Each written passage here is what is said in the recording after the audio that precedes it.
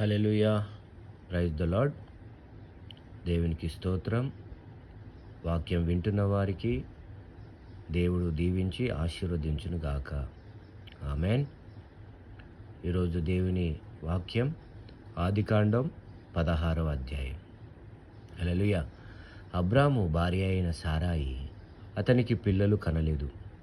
ఆమెకు హాగరు అను ఐగుప్తురాయిలైన దాసి ఉండెను. కాగా సారాయి, ఇదిగో నేను పిల్లలు కనకుండా యెహోవా చేసియున్నాడు. నీవు దయచేసి నా దాసితో పొమ్ము, ఒకవేళ ఆమె వలన నాకు సంతానము కలగవచ్చునని అబ్రాముతో చెప్పెను. అబ్రాము సారాయి మాట వినెను.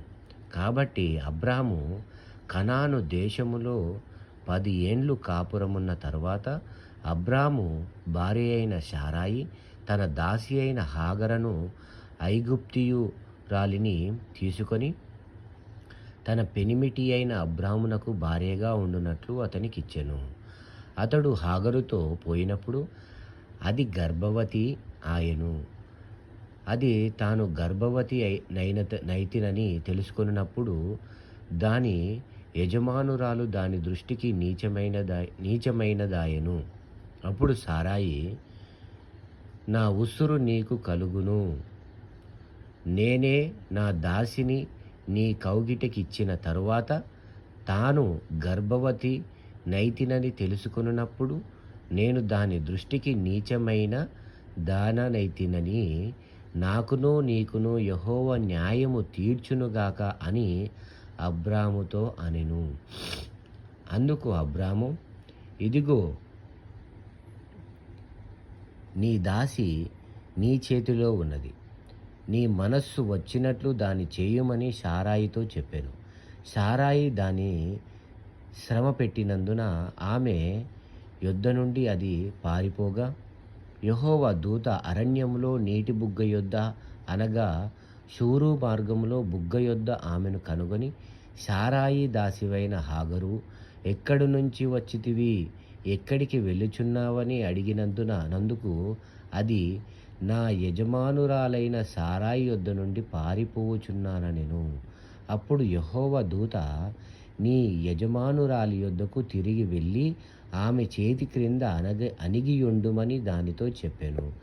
మరియు యెహోవా దూత, నీ సంతానమును నిశ్చయముగా విస్తరింపజేసెదను, అది లెక్కింప వీలులేనంతగా విస్తారమవునని దానితో చెప్పెను. మరియు యెహోవా దూత, ఇదిగో యెహోవా నీ మొరను వినెను, నీవు గర్భవతివై ఉన్నావు, నీవు కుమారుని కని అతనికి ఇష్మాయేలు అను పేరు పెట్టుదువు.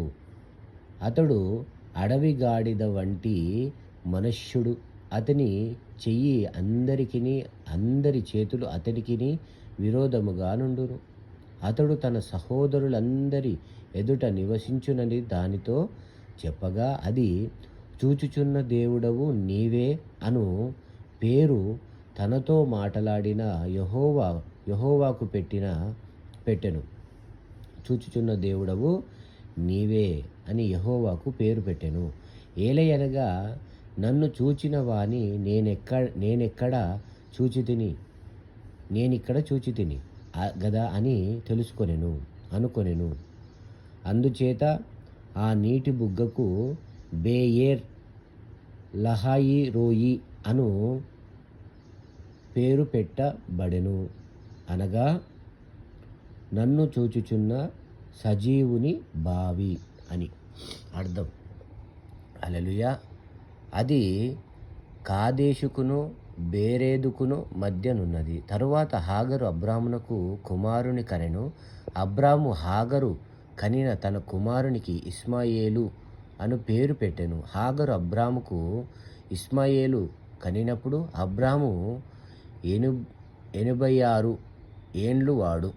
హల్లెలూయా. ఆమేన్.